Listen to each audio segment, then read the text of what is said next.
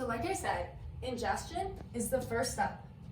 Your teeth crush up the food into smaller particles to make it easier for you to eat and swallow.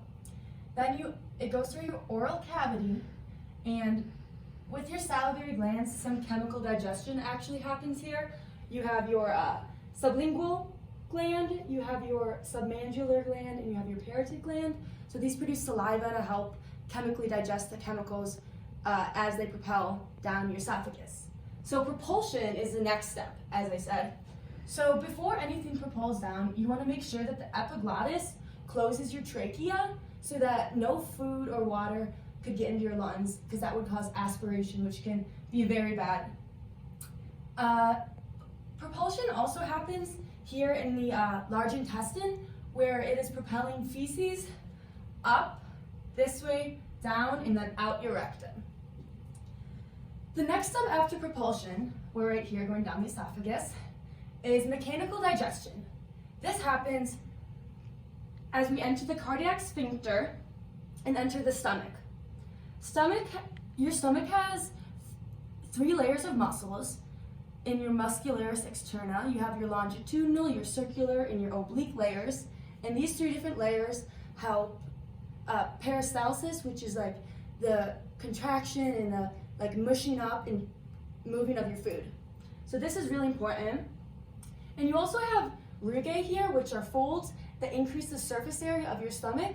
And that actually comes here into absorption, because absorption does happen in your stomach as well. So the more surface area you have, the more absorption occurs. So that just goes back to the structure equals function, stuff like that.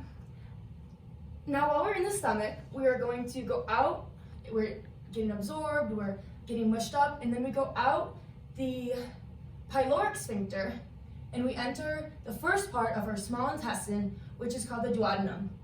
This is where a lot of chemical digestion starts in the small intestine as well as in the large intestine.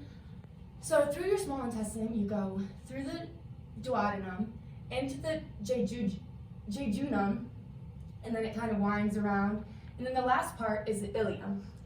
And after the ileum, you go into this cecum, which is where the large intestine starts. This, like I said, is where we propel our feces out our rectum, and absorption and chemical digestion is also taking place. Also, you notice this yellow thing, that is your appendix. So you go up your cecum, and then this is your ascending colon. And then you move past the hepatic flexure, and then you move into your transverse colon. This is the splenic flexure. And then you go down into your descending colon.